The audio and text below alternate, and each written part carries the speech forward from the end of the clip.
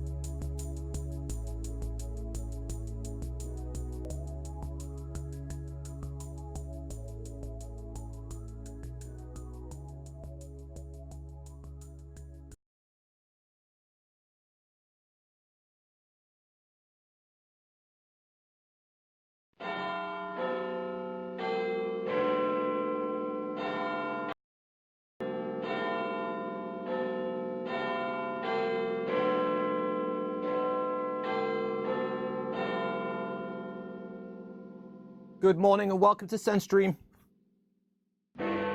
We take a look at what's happening in Teaching Week 3. We have a Westminster-based CPD opportunity. We get an update on the Roehampton Conference. We do a worked example of the essentials of nutrition practical. We take questions and provide some answers in the chat. Stay tuned, folks.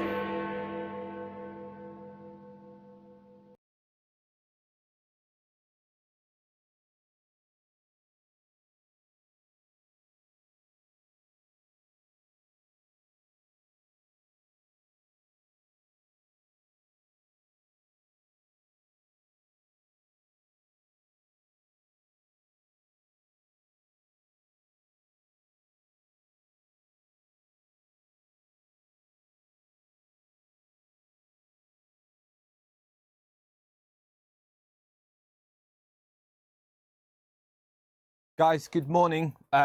Welcome to episode 3. Train delayed again this morning, not ideal, so I'm definitely on the back foot, but getting up to speed as we speak. Let me just change my view. We've made it to nearly the end of week 2, and I hope everything is going well for everybody. Let's just have a see who we have actually got in the chat this morning. So we have, long list of folk. We've got Fran, we've got Rebecca, good morning. We've got Gillian, good morning. We've got Kirsty, Adam, we've got Fran again is super keen to say hello to everyone this morning. That's great. Bruno, Philippa, and we've also got Laura as well. Guys, now that I've finally had a chance to put some faces to names, it's really good to see you all in the chat.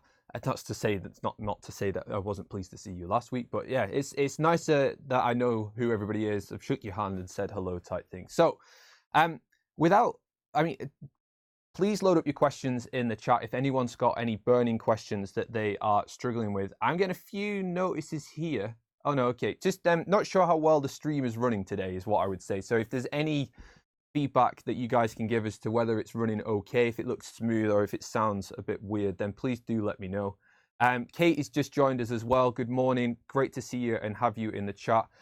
So I'm going to quickly move it on to the module updates so that we can get through the updates today. So we're going to start off with essentials of nutrition and performance. Let me just make this so everyone can see. Again, Jane was super impressed. You had the carbohydrate feeding lecture before the practical session that you did with me. She said there was some great engagement in the lecture session, which is excellent. And I know the practical session was quite swift in nature.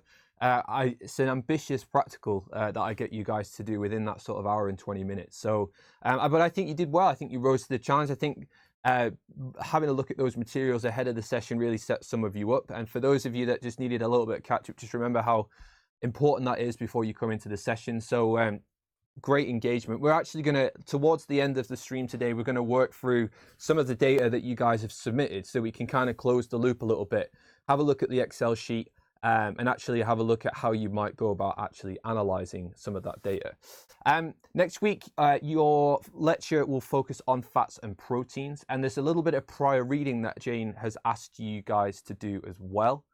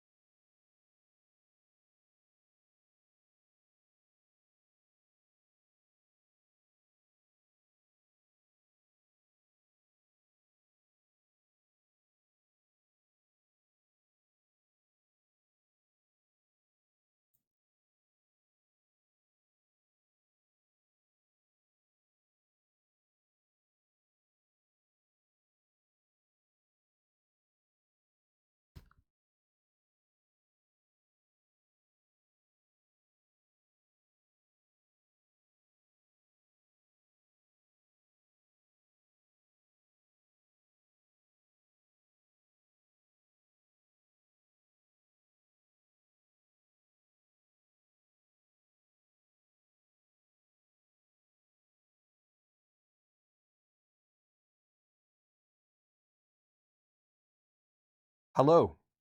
I apologize. I'm assuming we're back on. Please do let me know in the chat if you can see and hear me. There is a few seconds, well, more than a few seconds delay. I think it's about 10 or 15 seconds. So sometimes I have to sit here looking a bit weird. Excellent. I'm seeing some positive signs in the chat. My apologies for that, guys. I honestly don't know what happened. But there we are. We're back on. Excellent. We're back on track. I'm going to persevere and crack on. So we are talking about nutrition and performance. So your next week's session is on fats and proteins. Jane has kindly asked if you guys could have a little look at the ACSM's latest position statement on nutrition and athletic performance. I believe there will be a link on the Blackboard site, or if not, if you just simply put that sentence in, you will definitely be able to find it. And that contains a sort of small summary of some of the recommendations regarding to fat and protein intake for athletes. And then the second part of that session is going to be on nutritics with Dr. Claire Robertson. You will have seen Claire more on concepts and principles. And just be aware, we've actually brought this session forward. Now, usually you would only be introduced to this formally in semester 2. Now, this is a new session on essentials of nutrition performance, so that you guys have actually got the opportunity to use nutritics more comprehensively for your client report. Now, some of you might be thinking, well, I don't care what happened last year. Just be aware that we always try and modify and improve things. So this session will really help to ensure that you guys are familiar, so that you can use it for your client reports moving forward. So again, if there's any questions, thank you for everyone who let me know in the chat there that everything is working, and let's fingers crossed that it's not going to fall off again, because that would be disastrous. Any questions about that, do let me know in the chat before we continue on. The next module we're going to take a look at will be concepts and principles of nutrition. Now, later on this afternoon, probably around about sort of 1ish, I think. I say 1ish, yeah, I think 1ish is more realistic. I will be releasing the slides ahead of next week's lecture, which is looking at energy. And we're going to be looking at energy balance and what do we mean when we talk about energy requirements for different parts of the population, all the way through the life course. But obviously, because of my personal interests and my expertise, I think there is going to be a little bit of a focus as to how we can use this information and kind of really try and start to measure people's energy expenditure accurately, and how we can use that information to then start to think about energy balance, therefore weight management, therefore how we can either manipulate so that we're in a calorie deficit, or if we're actually at a calorie surplus, so that we're actually gaining lean mass at well, lean mass is probably what we want to be gaining, but mass generally in some cases as well. So yeah, do keep a lookout for that. I need to put some questions together so you guys have the quiz after the fact. Again, a new thing that we're doing this year for concepts is giving you the opportunity to have a look at those questions, just to get your knowledge and just have a bit of a self-assessment of the knowledge that you guys have got. Then Jessica is going to, then you have the second part of that session is nutritional requirements. So Jessica introduced you to the principle of how these are calculated in week 2. And Claire is going to readdress this with you in the tutorial focusing on iron intake and how you can pull apart a case to consider both concepts of importance with a nutrient and how this impacts on requirement across the life course. Now, Claire is very good at adapting the content of concepts and making it so that it's applicable to you guys. So do go along to the second part of that session. I will basically be sat there in the lecture theatre encouraging you all to do so anyway, but do make sure you get involved in those workshops after the tutorial, after the fact. Now, Claire has moved it on here to any coursework questions. So if you have the action learning sets from week 2, which is basically what you're going to be doing this afternoon, should get you on track with regards to your the coursework questions. But if there are any questions, Claire would be happy to answer those after the tutorials in week 3. So next week, next Thursday, you'll have the session with me, then you'll have the tutorial, and then if you've got any outstanding questions with regards to the coursework, then that would be a golden opportunity for you to speak to Claire with regards to that. Now, there's a few more updates with regards to the concept, specifically in relation to the quizzes. So week 2 will go live. I'm assuming what she means, tomorrow. So that would be Friday. She wants you to focus on the action learning sets between week 1 and 2. So there's an intentional delay there for the quiz. The week 3 quiz will also aim to go live tomorrow, Friday the 4th.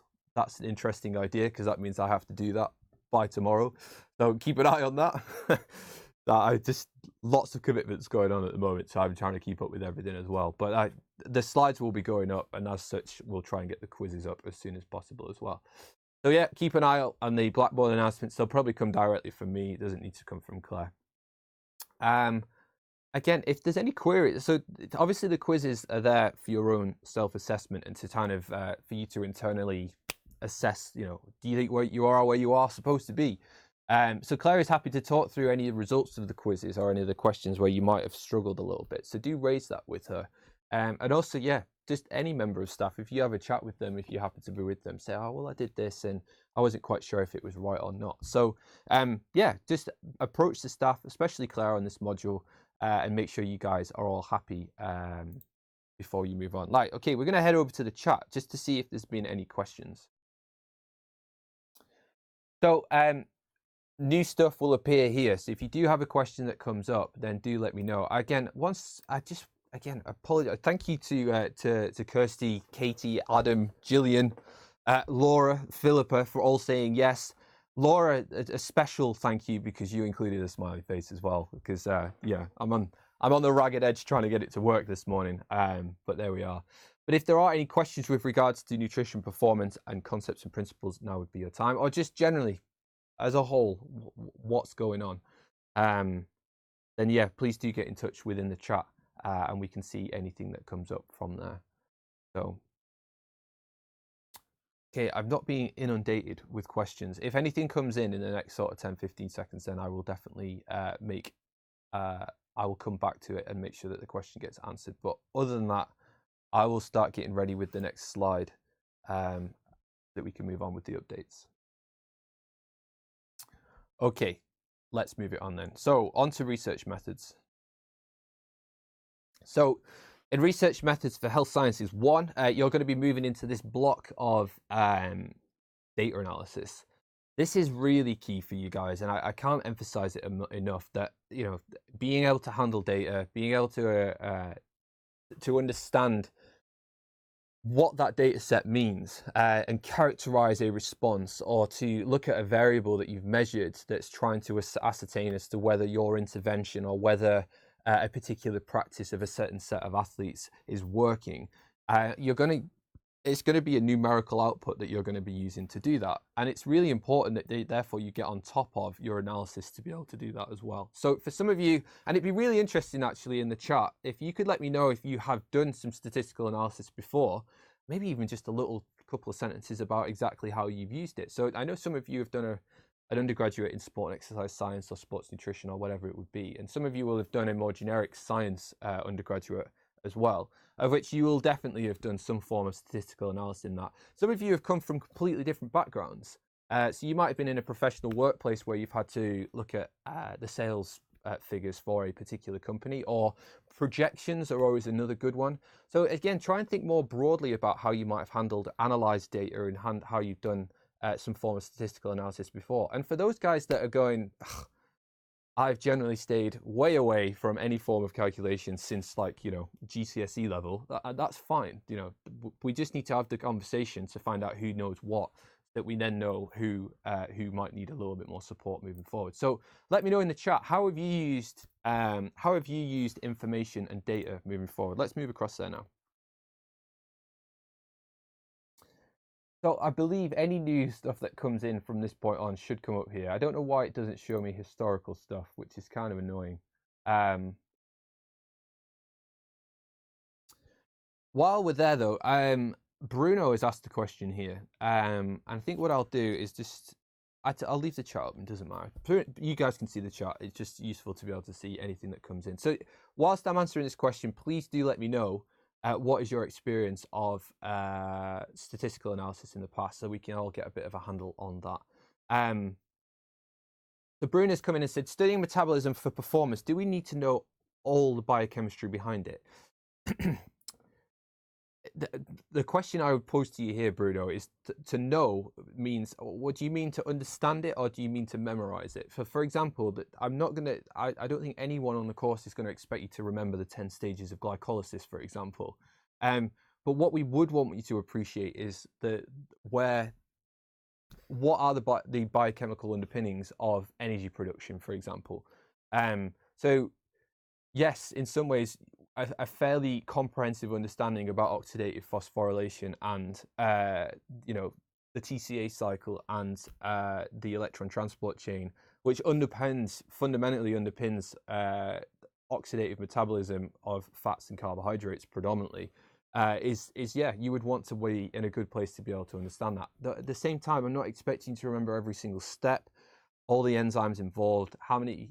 I mean, a good happy medium there is to appreciate the ATP liberation of oxidation of a single molecule of fat or a single molecule of carbohydrate is also a useful thing, because then it helps you to appreciate the ATP resynthesis rate associated to carbohydrate oxidation and the speed that can be achieved at, which is therefore directly related to exercise intensity. And similarly, the rate that you would get from fat, the fact that you can liberate much more energy from a fat molecule, but it takes a lot longer for you to be able to do that.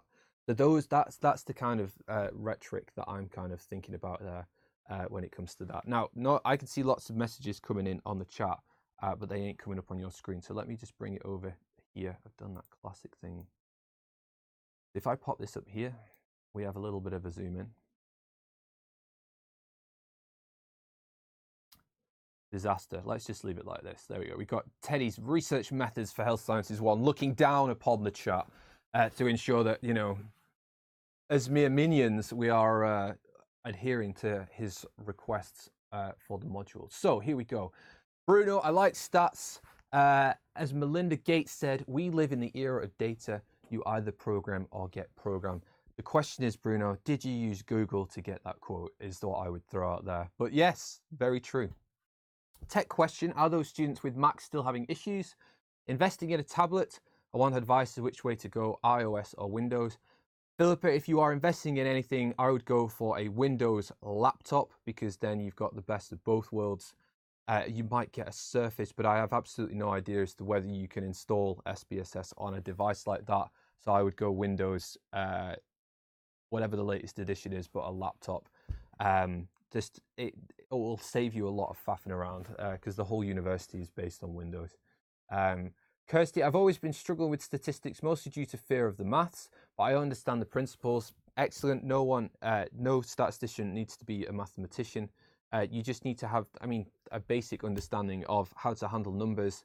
But Teddy, in this session, we haven't quite got onto that yet, but Teddy's going to go through appreciating like the mean, the spread of the mean, the standard deviation, and characterizing data sets in that way. Bruno has said here, memorize it. I'm assuming that is in relation to my comment there, but well, fair enough if you've memorized it. Good on you. Katie Allen, Philippa, I managed to fix it, so mine's all good. Philippa and Katie, please speak to each other to figure out what's been going on. You might save Philippa a little bit of cash. So I say Philippa, you might save Philippa a little bit of cash, so that's fantastic. Fran, no issues with my Apple devices. Again, please speak to Philippa, so she's got a little bit of advice from you guys. Gillian, I used to work in public health, and I have an MSc in public health. If anything, then you're an invader to this course. I'm kidding, obviously. Welcome to the MSc program. So I have a rough idea of stats, but my MSc was many moons ago, so I'm not particularly confident. Gillian, what the course will represent to you then is a nice refresher session, is what I would say. And start to, again, for some reason, the public health lot, as in the members of staff, think that we work on individuals all the time. And I keep trying to insist that that is not the case.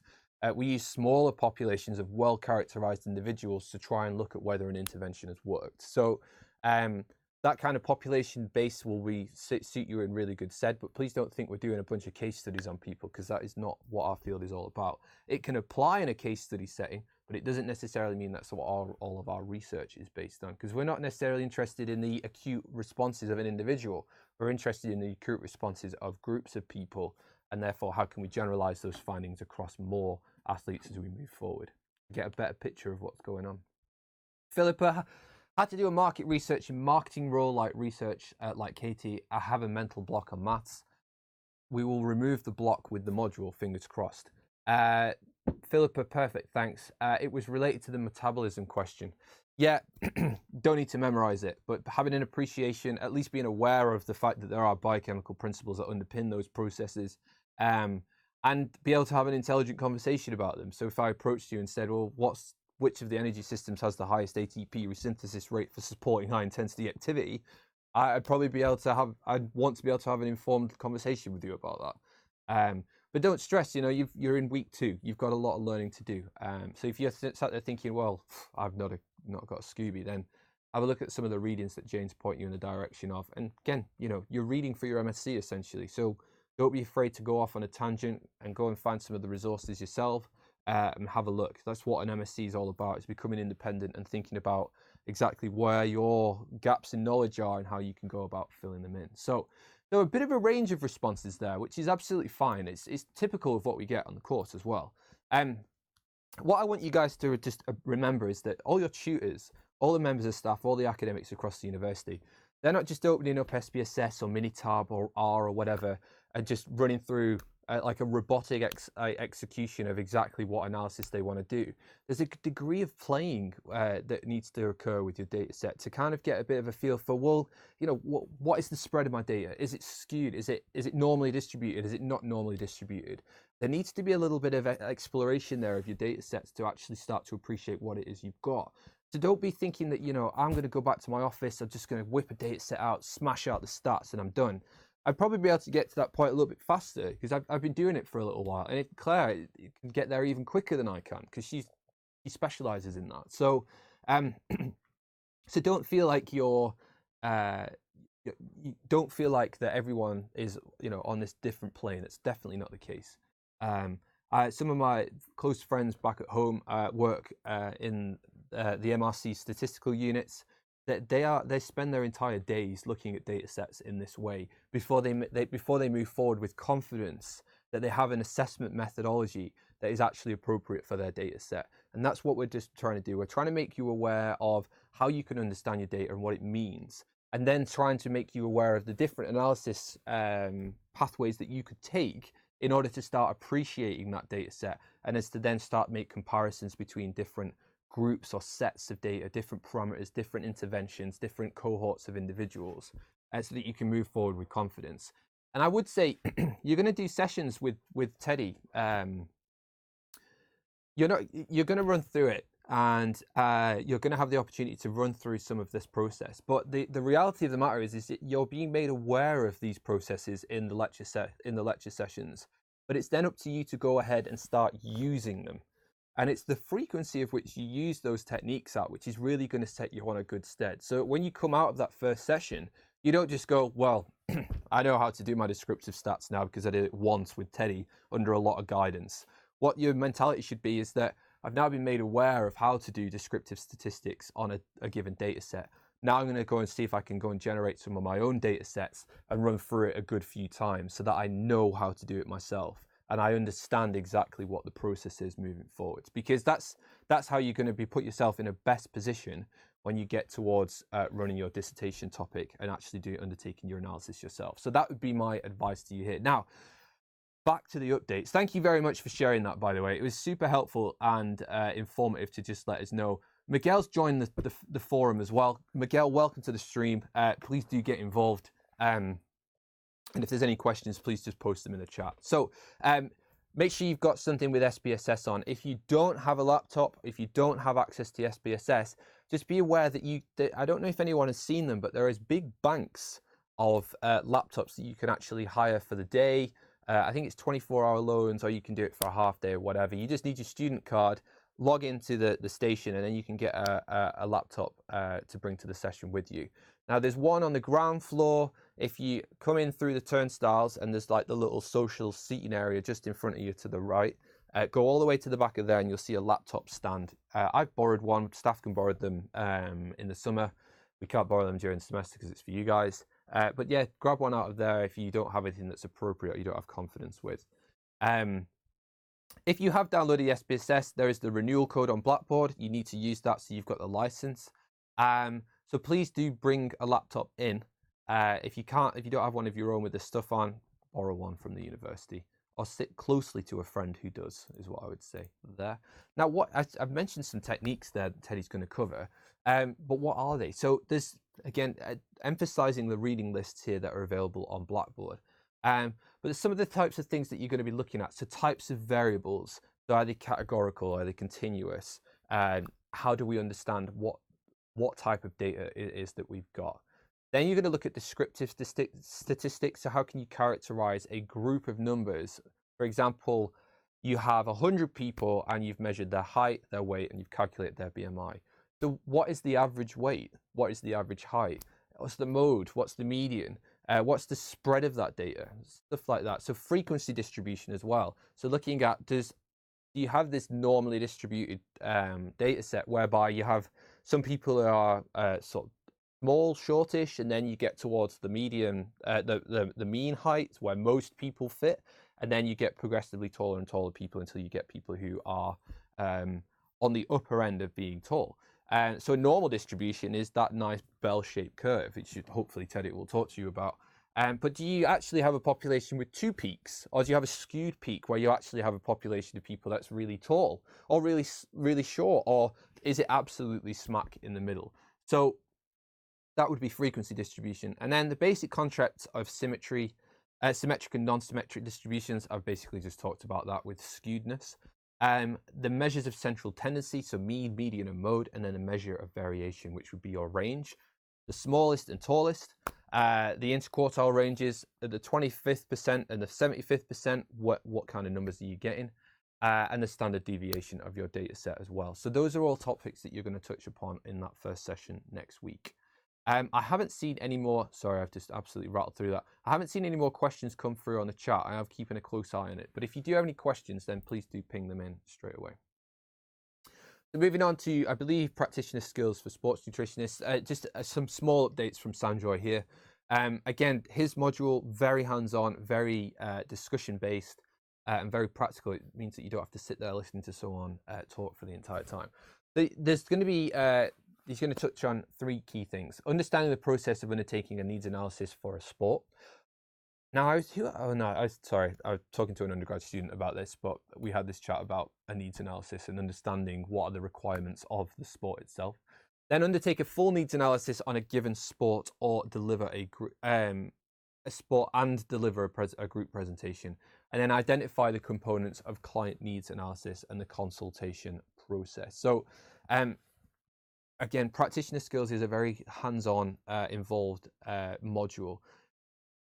Sanjoy is going to start talking through the basic steps of actually making a needs analysis of an athlete, of a group of athletes, and how you can use that information to start informing practice as you move forward. So turn up to this session. Hopefully some of you can reflect on, now I've been talking to a few of you, and some of you have got your own consultancies, some of you got your own client base, some of you specialize in specific areas of sport, or your interests are in specific areas of sports. It'd be good for you to start to think about exactly what sports interest you and what are the needs of those different sports and what's the spread of those different needs as well. Is it the same for everyone? So for example, in a team sport like football, you have 11 players on the pitch, but the nutritional needs of the goalkeeper are going to be drastically different from those in defence, in midfield, and from those who are in a forward position. Midfielders as well probably have a higher substrate usage turnover in the match. We know this because people have analysed distance run, time spent in different running speeds of football matches as well. So just appreciating those. And then that's just on a competition basis. That's not considering it from a training element as well. So do take the opportunity to get across the Sanjoy session and get involved at that stage. Okay, I think I've covered all the modules there, which is excellent. So on to a continued professional development opportunity. So first of all, I haven't had the opportunity, and I might just do that now actually, to have a look at just bear with me 1 second while I have a look. So I don't believe I need that open, but that's fine, we'll leave it there. I'm going to take a look at the responses for the conference. If I just go and take a look, forms. Oh, it's taking me to the wrong forms. 1 second. Okay. Just bear with me while I get this open.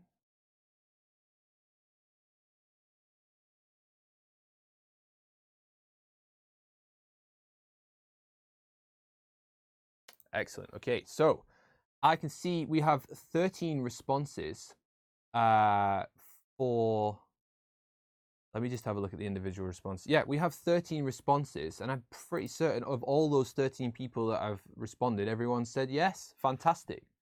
So what will happen with regards to, I'm just touching on this because I just want to give you an update. So the conference organizer has asked me for a list of individuals so that I can then send them the list of people who have come back to me on the Google form. So that's 13 people so far. There is more than 13 people on the two different modalities of attendance. So do fill that form in, I would say by tomorrow, because I'm going to send that list off. And I'm not going to do it more than once. So I will then send the list to the organisers, and then I'll basically get a little bit of update as to if they're going to approach you and say, you know, this is your ticket, or whether you will then approach them to say, I'd like a ticket to go to the conference, and then they'll see your name in the list and check it off. So that's where we're at. I've also approached the senior management of our school to ask whether they will support staff attending the event as well. I'm waiting for a response, basically. So once I get an update on that, I will let you guys know. But fear not. Let us know in the chat. It's good to get some involvement. If you are, put your name down on this list. Please let your peers know so that there's a bit of a mass effect. Everyone, sometimes people think, oh, I don't know if anybody else is going to go to this. 13 people have responded, so I'm hoping some of the people who are going to go are in the chat right now. So do let your peers know if you are going. And whilst we're doing that in the chat, I am going to talk about a different opportunity which is going to take place at Westminster moving forward. Now, I've done this again. Pointer options. I don't want that.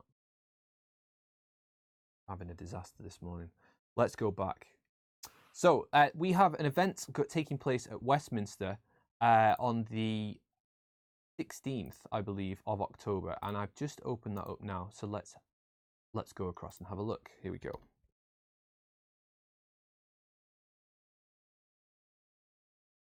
A little bit clunky this morning, but that's fine. So the university is hosting an industry hack. Now, here inspiring speakers work with inspiring speakers work with major companies. So I will post this on the Blackboard site. You can see here it's on Wednesday, the 16th of October, from 1 till 6. Now, I will say this now. I think that is no, that's not mid-semester break. Let me just have a quick look when that is. So we're in week 2, 3, 4. Okay. What I would say is you cannot miss Sanjoy's practitioner skills for sports nutritionist sessions to attend this. However, since it starts at 1 o'clock, you might be in a good place to just head across for the first hour, and you could even pick it up on the other side as well if you want to. Worth having a look, getting down there. I'll post it as an opportunity anyway, but please do not miss out on Sanjoy's session because that will be detrimental to your learning as a whole. So take a look. You'll be able to go for the first hour if you're interested in it. And again, on the other end as well, if you are interested. It's over at our Regent Street campus in the Regent Street Cinema. So do feel free to go across and have a look and get interested. I thought it was a little bit later actually, because I probably wouldn't have promoted it otherwise. But nevertheless, there's some opportunities there and there's some interesting speakers as well. So if you are interested in having a look, get across. I will post it on the Blackboard site and you can go across and have a look from there. In the meantime, let's have a look at the chat. Excellent. So we've got Fran, I'm going. Who else? Gillian, Miguel, Philippa, Adam. Fantastic. Great. Thank you for letting me know that you guys are keen and are going to get involved moving forward. Check out the opportunity, but be mindful that it does clash with one of your sessions. I didn't pick that up immediately, so I apologize for that. Okay, so let's head across to the slides again. Now, I mentioned that we'd go through a worked example of the Douglas bags data. Now, just in the chat, I'd just like to get a bit of a handle as to whether people are actually interested in doing that in the first instance. Now, there'll be people in the chat who didn't do this, but I think that would only potentially be 3 people on the course. So let me know if you want to go through it. Bruno's asked a question here, which is quite funny. I'm going to put it up here because why not? Bruno's asked a question here. How related is the event to nutrition and sport and exercise science? It's not a sport and exercise science event, but please don't, again, I think a successful career, full stop, is someone who has been exposed to a range of different scenarios, events, exposure, experience. And I think reflecting back on like my sort of 15 years or so in in the field that I'm in is that I think a lot of the things that I think about in terms of like when I come up with a different idea, or if I approach a challenge or a question differently, it's because I'm able to do that because I've shown an interest in a large range of different fields. If you stay like this, then you will think exactly how everybody else who thinks like this thinks. And that's not good because it means that you're not thinking in a different way and you're not drawing on experiences that are from different walks of life. And as such, like when you get the opportunity to go to a different like a different type of talk, it exposes you to a way of thinking and different ideas that you might not have been exposed to before. And as such, when you then presented with future opportunities or future questions or scenarios, that if you have opened up your horizons a little bit, that you can start thinking differently to those that are around you, which helps. You know, it means that you're innovative. It means that you think differently. It means you approach questions and problems in different ways, which is true innovation. But don't feel like you have to get really sidetracked into thinking, well, if it's not sport and exercise nutrition or sports related, I'm not interested. So the event is about reflecting on people's careers, seeing how people have achieved pretty impressive things. So have a look at the list of the speakers on there. One particular interesting speaker is Marie Polly. She's some of you may come across this new movement called social prescribing. It's basically keeping people healthy, fit, and with a high state of well-being through community-based interventions, and it's proving to be very effective. And she's going to be there having a little bit of a chat about that as well. So hopefully that gives you a little bit of insight. But so I saw Rebecca there. Yes, please. I'd like you to go through the worked example. That's fine. I'm going to literally have to go through the whole thing. So I've got the sheets open in the background, but I'm going to have to go through just exporting out some of the data and going through there. What I might do while I do this as well is just switch my camera off, because then at least I can sit a little bit closer to the screen, because the screen that I'm using is actually pretty small and I won't be able to see the data. And that means I can just shuffle forward. So I will work through the example now. Laura's coming there. I'm going to just need to request the day off work, which shouldn't be a problem. Fantastic, excellent. So let me just ditch the camera and I will just reposition myself so I can actually see what the hell is going on. Excellent. So you should be able to still hear me. This is me moving the table across the room. Just bear with while I get some stuff open. So the worked example. So here we go. So up here, so you guys, I believe, and do let me know in the chat if you don't have access to this, because if not, I will post it straight away so that you do. So I have sorry, this is the wrong form. Let me just head back. You will have completed the form. I have lots of forms because I use them all the time. And this is the form that you will have submitted. And I can see all the responses because I obviously own the form. But if I go onto this little button here, it will take me across the sheet. I'm not going to click it again because I've already got it open up here. And what you can see here is I've actually just highlighted that these are the data that was submitted via your own practical session on the Tuesday. So I seem to remember there being more than 3 groups. So there's some of you that haven't submitted any data, which is not good. So please do make sure that you do submit that data moving forwards. Now, I can already see some weird stuff going on. So you can see here, that we've got a range of different atmospheric pressures. This is a temperature from what I can gather, or someone has written off the wrong thing. I'm going to go with this value here though, because someone has clearly identified that there was 2 different units there. There was millibars, and then you needed to convert it into millimeters of mercury.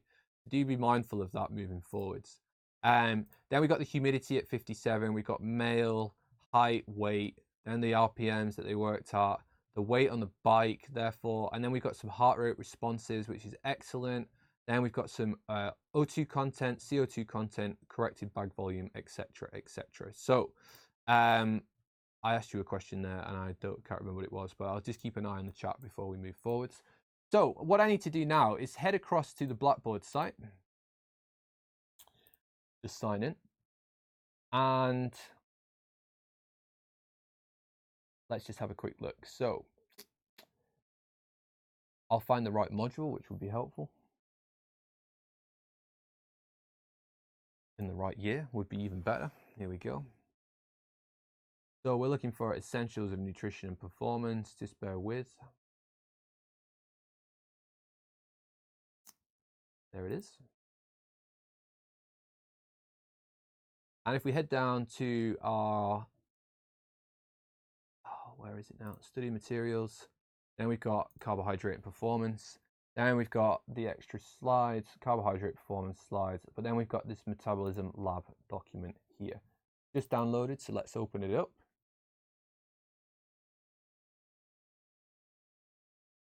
Good stuff. So whilst I'm doing this, I'd be interested to know from you guys.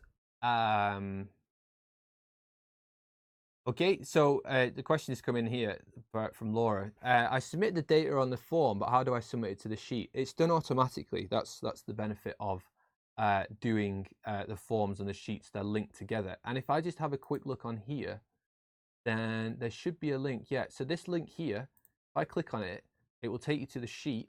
And you can see here, these are the data that you guys have actually submitted before. So that's how you get to the data that you've actually submitted. So hopefully that clears that up for you, Laura. And I've now got the tab open, which is the form that I've shared with you here. So as you can see, there is comments. If I just click on enable editing, there is a comments throughout which explain all the different variables. But what we're going to do here is we're going to go to the blank sheet. Okay, and now you can see here that I can enter my data across the top section here. So just let me have a quick look at the chart and make sure I've not missed anything.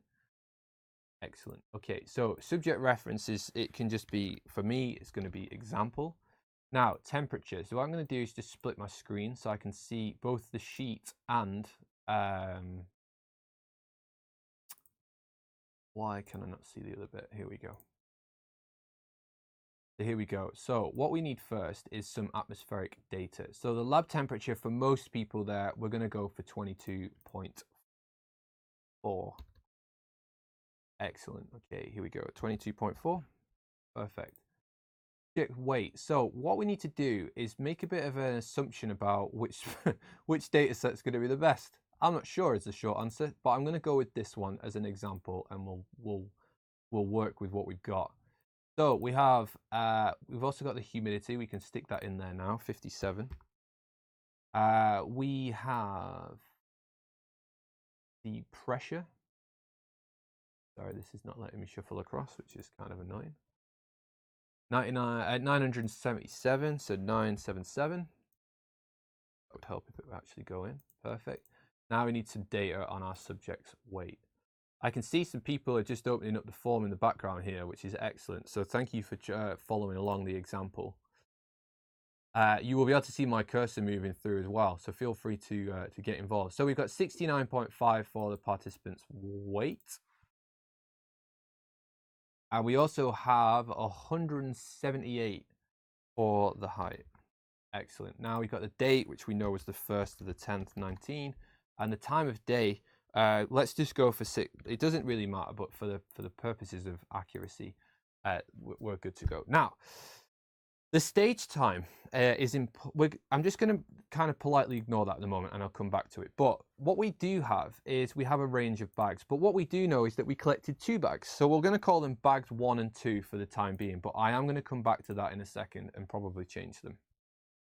So if I keep moving along my example here on the Google Sheet, we will eventually come to the O2, CO2, and corrected bag volume. Doesn't matter. It used to be corrected, but it's just absolute bag volume now. So we can see here my oxygen content here was 15.85. And my CO2 content here was 4.59. Excellent. The ambient temperature of the sample is, we're going to go for 22.4 because the bag will have been sat in the room. We sampled the bag for 60 seconds, and that was the amount of time that we spent on the Monarch bike. Let me just make this a little bit bigger so everyone can see it. It's the amount of time that we actually collected the gases for. So that was 60 seconds in this example. And the bag volume in this example here was 37.3 litres.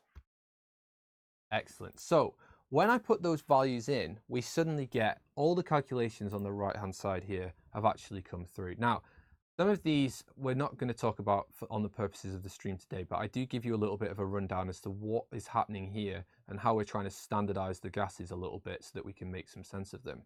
But what some of the interesting values that we are going to be looking at is here.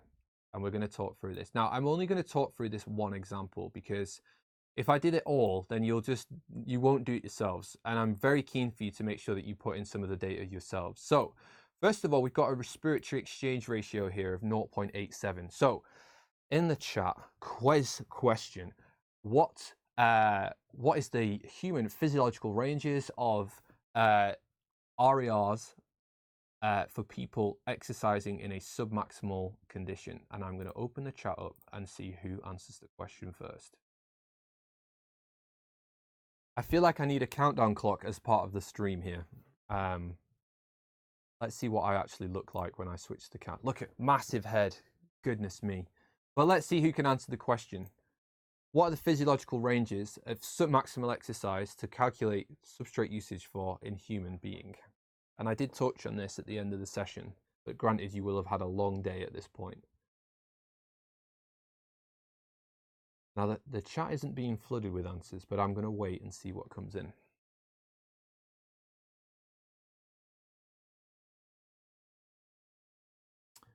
Now, by the time I start speaking, someone might have answered. But I'm going to tell you. So the normal physiological ranges for submaximal exercise is anywhere between 0.7 and 1. And that boils down to which substrates you're actually oxidizing. So if we're at the 0.7 range, we would be predominantly oxidizing fats as a fuel. If we were towards, the 1 range, we would predominantly oxidizing carbohydrates as a fuel. Excellent. I said Bruno's come in. Again, there's a delay on the stream. I try and keep it to a minimum, but there is a delay. Bruno's come in and answered the question, which is excellent. So thank you for doing that. And you are correct.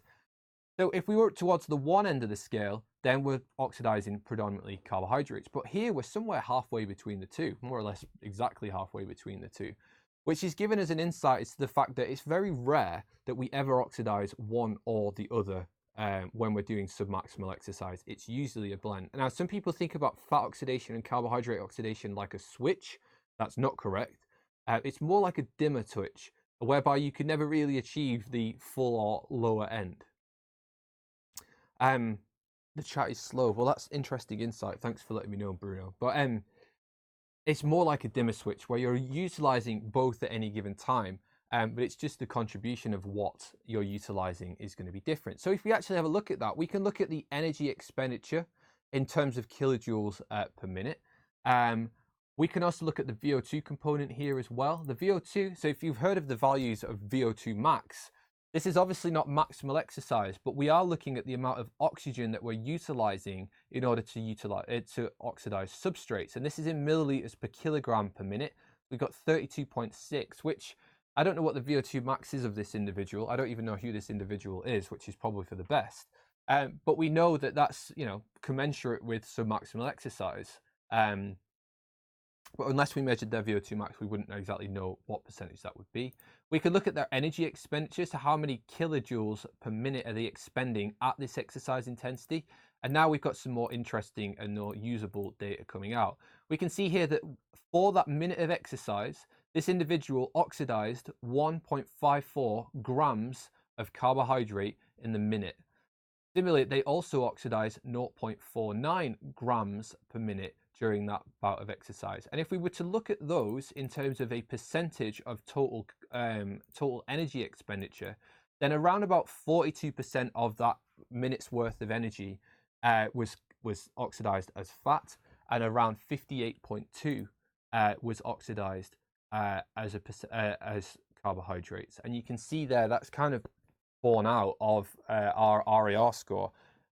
In that we have a slight tendency to be oxidizing more carbohydrates because we're slightly closer to 1 than we are 0.7, but we're still oxidizing both sets of substrates during this exercise bout.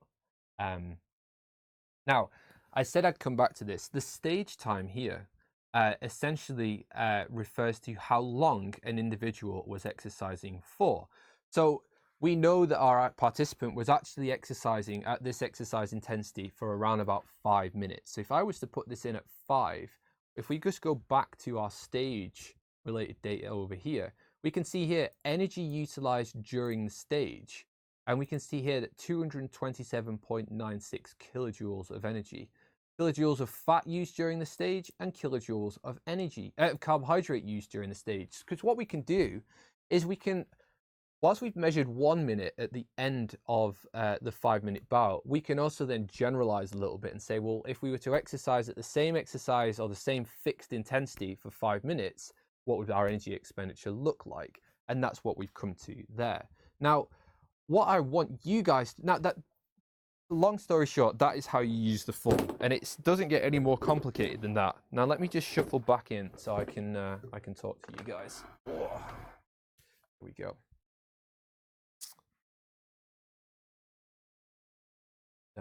Here we go. Let me just get back in. Now, first of all, if there's any questions, let me know, and I will come back to you. So essentially, I hope this worked example is a good one, because all you would now need to do, and I'm not going to do this for you on the stream because I appreciate some of you have actually got to physically get here for 2 o'clock, so I need to wrap up the stream pretty quickly. But at the same time, why did we do the particular practical that we did? Well, we were interested in looking at how substrate oxidation and substrate usage changed from a lower exercise intensity to a higher exercise intensity.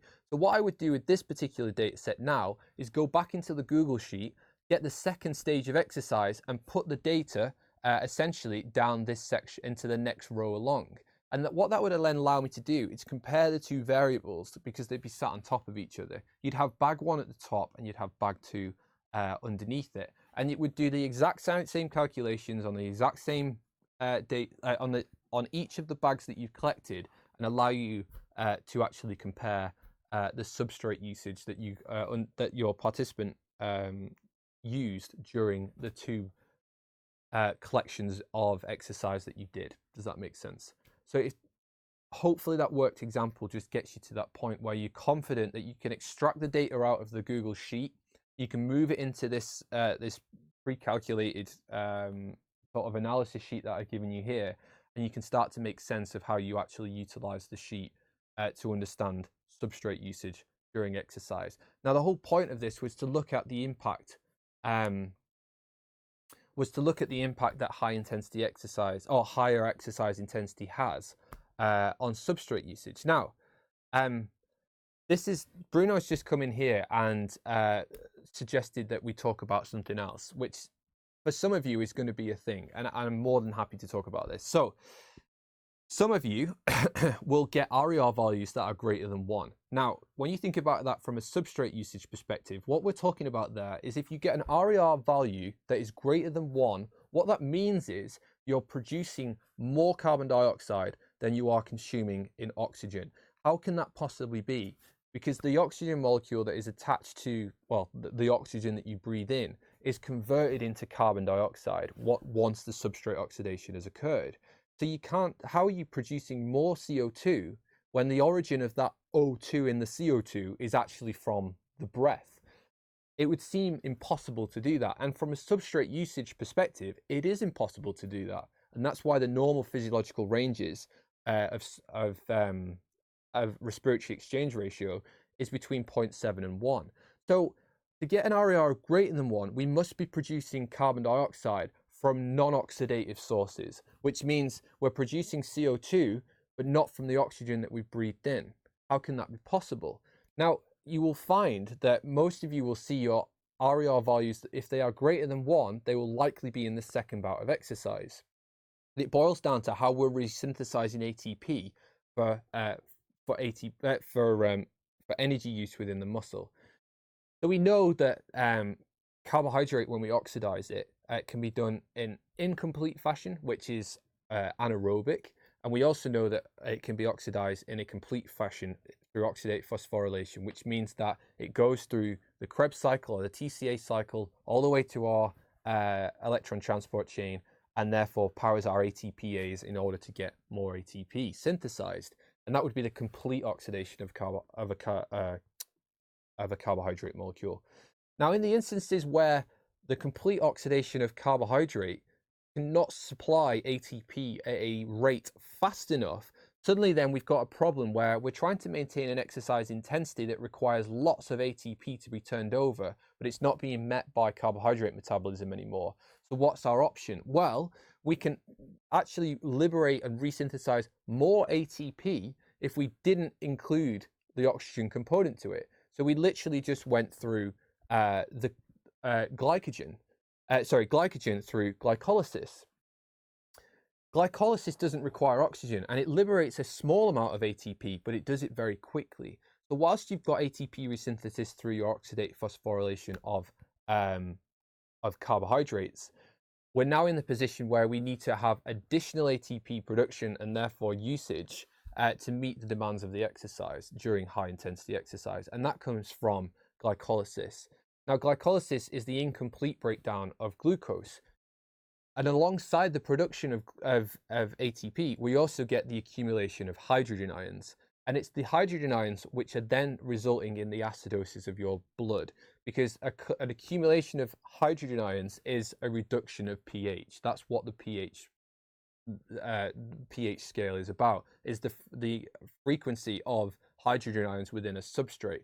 The more hydrogen ions that you have, the more acidic a substrate can be. But we know that in the body, we have to regulate our pH level very, very acutely.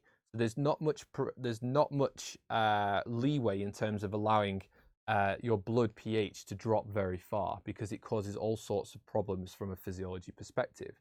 And as such, we have a buffer inside our blood, which is called bicarbonate. The bicarbonate binds to our hydrogen ions, and guess what's produced? Carbon dioxide.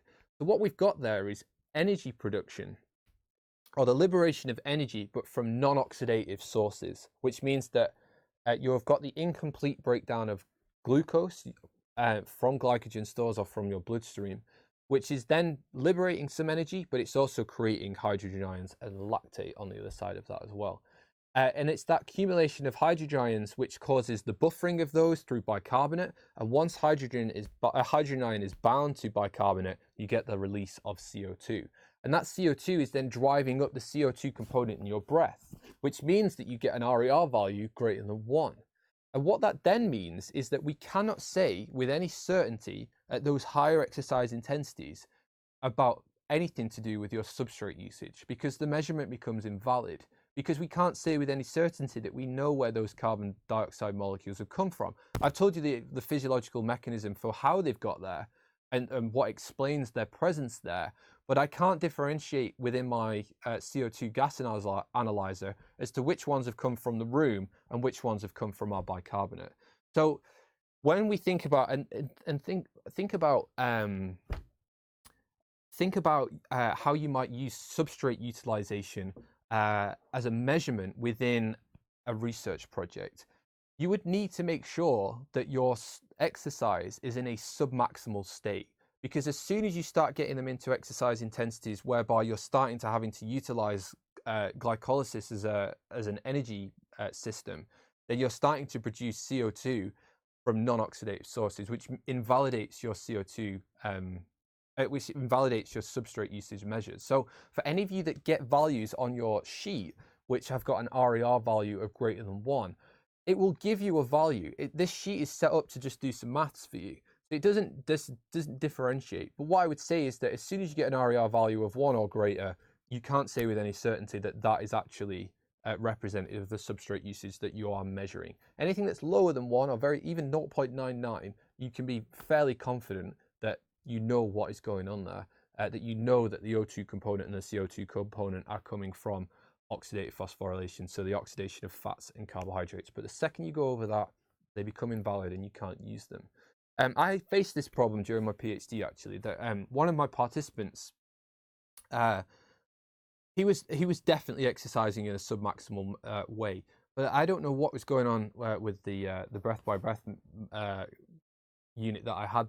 I used the same one throughout the entire PhD, but I don't know what was going on with it that day or with this participant, because he was either hyperventilating or was uncomfortable with having the mouthpiece on or whatever it was. But his data, all of his RER values were consistently above 1, and we couldn't explain why, because we'd done a VO2 max test, we'd done a lactate threshold assessment, we'd made sure that his exercise intensity didn't result in an increase in blood lactate, because you can actually measure blood lactate quite easily. Therefore, you can see if it's going to increase or decrease. But essentially, we couldn't say with any, we didn't understand why his RER values were consistently above 1, because it meant that throughout this 2-hour submaximal cycling bout, I couldn't get any meaningful data from his substrate usage. And my entire PhD was about substrate usage of different amounts of carbohydrates. So his data set for the substrate usage stuff had to be excluded from the paper. And you'll see that in the final manuscript if you have the inclination of reading that paper. But if you are interested, then yeah, have a look. So it is basically, yes, what the paper by You Can Draw It was saying. So it's not a valid method at intensities above 80% VO2 max. What Asker You Can Draw Up there has done is, I mean, you're paraphrasing, and I'm maybe inclined to not go with that exact statement. But yes, higher exercise intensities will result in RER values being greater than 1, which means that your measurements are invalid. But it doesn't necessarily occur at 80% of VO2 max for everyone. You might have someone who's exceptionally well trained, whose percentage of their lactate threshold, as in the point where they start to become glycolytic, is actually at 85%. So they can sustain oxidative phosphorylation at 85% of VO2 max without producing lactate. And that's a huge endurance adaptation that these individuals have gone through. In some ways, the ultimate endurance adaptation that you'd want to achieve for something like a marathon runner or an endurance cyclist is to try and drive up the intensity that you can exercise at without having to rely on anaerobic energy systems, because that means that you can oxidize carbohydrates and fats very efficiently, usually carbohydrates though, because of that ATP resynthesis rate that I've been talking about. But you can operate at a much higher percentage than your peers or your competitors, which gives you an advantage. So that was a very lengthy explanation, and I'm very aware that I've been talking for about an hour now. So let me head back over to the slides and just see if there's anything else that I was going to talk about. Yes, one final thing. Hopefully that example was decent. Feel free to ask me any more questions about that if needed, or Jane as well. Jane will be able to give you a good rundown on that. But it'd be interesting to see if I pull any of you aside as to what happened on your participant in that practical. So do take the opportunity to sit down, extract the data out, and try and interpret it from there. Now, moving on very quickly. The university asks us as course leaders to get some student representatives for the course, and what that is, you would be the voice of the student body on the course, which is an opportunity for you to collect some feedback from your peers, collate good things, collate bad things, and then talk to me and the course team about how things are going. Now, last year we had 2 students, Ted and Evie, and we also had Sinead as part-time year 1 student, and we had Francesca as our part-time year 2 student. I will need some student reps again this year, so I will be posting this on the course Blackboard site about what the role is, how it entails, and I'd like people to put their names forward. Now, ultimately, you guys have got to select this person, but I'm not only going to put forward people who actually want to become the course reps. So if you want to become one, let me know, and then we're going to do a little bit of a Google form to see who it is that people would like to be their student representative. So have a look on the Blackboard site, and that will come up in due course. Now, I think that's my lot. I don't have anything else to add this week. So I can see the chat is popping up above me here. So I'm just going to leave it at that. If anybody has any more questions, then please feel free to ask them. Other than that, you've got concepts and principles this afternoon with Claire. So do get involved in that session. Turn up. For those of you who are actually doing concepts, for the part-time year 2 students, you guys have done it. It's finished. Don't need to worry about it. So, but if there's any questions, I'm happy to take them in the chat at this point. So please do post them if you have anything that is outstanding. I'm just having a quick look so I can actually read them. But do check them in. I have no idea how many people are still watching. We could have a quick look. So I'm not sat here doing nothing. Have a quick look. Wow, we still have 10 viewers. Excellent. Good stuff. Any questions, guys, then just let me know. So, yeah, No worries, Bruno, is what I would say. Bruno's just said thanks for the in-depth explanation. It's my job, Bruno, and if I know anything about anything, it's substrate usage during submaximal exercise, specifically with carbohydrates, and fats and the balance of that. So again, make use of the expertise that you have here, because yeah, university, that is what university is all about. I spent 4 years thinking about this, and subsequent years after that. So I'm still thinking about it now. So yeah. And that sheet came super in. I got that analysis sheet when I was an undergraduate, and I've kept it ever since because it's such a useful resource for teaching and for analysis. Just while I'm waiting for any more questions to come in, I'll keep talking, and if anything comes in, I'll answer it. But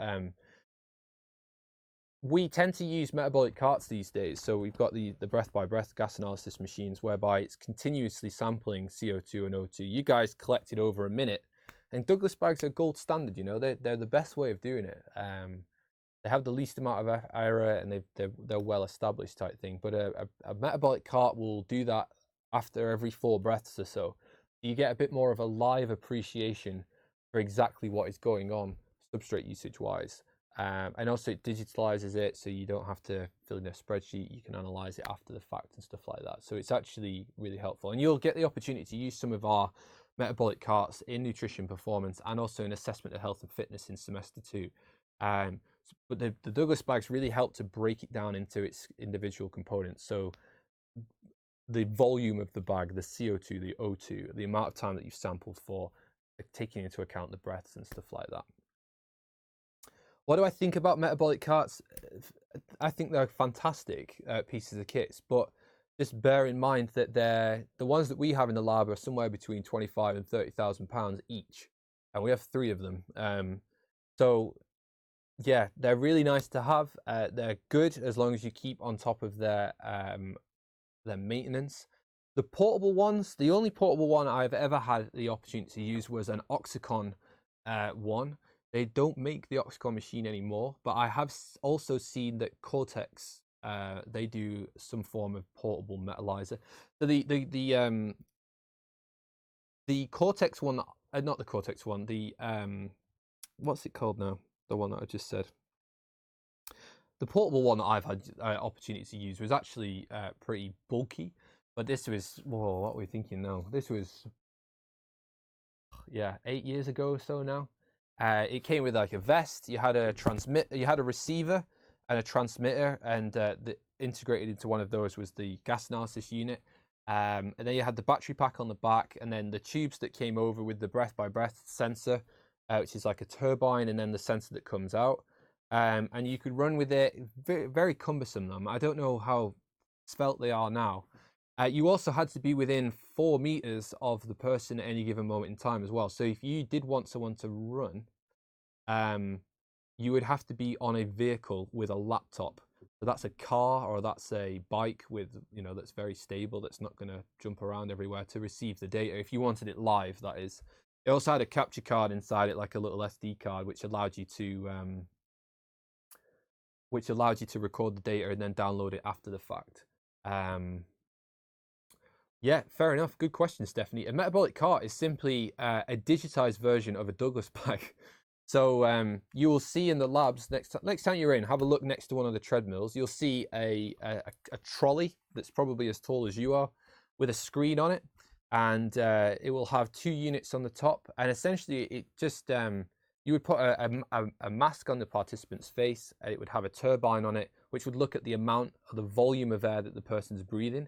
And then it would have a sampling line that comes off, which continuously measures the O2 and CO2 of the inspired and expired gases, which instead of you having to use the calculations after the fact, it will tell you your RER value is this, your VO2 component is this, your substrate usage is this, which is helpful for doing things like VO2 max assessment to make sure that you've got that progressive rise in VO2 component, for example. So that's what you'd use a metabolic cart for. I'm interested in Cosmed. Again, the Cosmed ones is the ones that we've got. I've not heard of VO2 Master, and I've heard of Pinot because they spam me in the emails all the time, and it's infuriating. If you're thinking about investing in one for your own purposes, you would be wise to find out which is the most cost effective and accurate, because obviously as the accuracy goes up, the price also goes up. Whereas you want something that's in between as an individual, something that you can maintain costs wise, that you have confidence in the values that are being produced. I believe the Pinot one is in that kind of range, but you probably want to be looking at anyone who's done a validation study. So look on PubMed or look on Google Scholar and see if you can see if anyone has done a validation study to like a gold standard method. Thank you. What do you think of altitude masks? Do they have a place in the lab, or are they just a fad? Good question. I don't know exactly what you're referring to here, but there's two types of devices. There's ones that cause restriction when you breathe. They're training your intercostal muscles and your diaphragm to breathe more deeply. They don't restrict the concentration of oxygen that's coming into your breathing system. They just make it harder to breathe. So when you think about an altitude mask, so we have an altitude chamber within our laboratories in 408. We can change the composition of the air in that space to simulate high altitude. We can't change the atmospheric pressure though. That would be a barometric chamber. And we know that if you expose people to high altitude environments, that you do get a response. So you upregulate the amount of red blood cells that you're producing, because you endogenously produce EPO or erythropoietin, and that will increase the amount of red blood cells that you are actually producing, which therefore increases your oxygen carrying capacity, therefore increases your VO2 max, therefore makes you a better endurance athlete. Some athletes go and sit on the top of mountains for a number of weeks. So just to finish that, so you can get little tents that go over your head that you sleep in. So we know from the literature that you need at least 8 hours of continuous exposure for you to have any form of response, and that's like the minimal that you need to do. So when I was at Stirling, we used to have some of the academy athletes who were sort of on some of the athlete programs at the university, and we would give them tents to put in their halls of residence, but then tell them they had to sit in it for at least 10 hours. Now, as an adult with children, and children that don't sleep for that matter, as I'm sleep deprived out of my mind at the moment, trying to stay in a space for 10 hours is actually quite difficult, especially if it's a small tent that's been put up in your student dorm. So the athletes hated it, is what I would say. But the ones that go over your head, if you can stay in bed for at least 10 hours, then they're actually pretty effective. The ones that people run around in and train at the gym, again, you're making some assumptions there, Stephanie, about what the purpose of those masks are. The ones that people run around in could well be anti-pollution masks. You see a lot of cyclists in London using those. They filter out your PM10 and PM2.5 particles that are produced by diesel emitting vehicles. Fair enough. They are called elevation masks.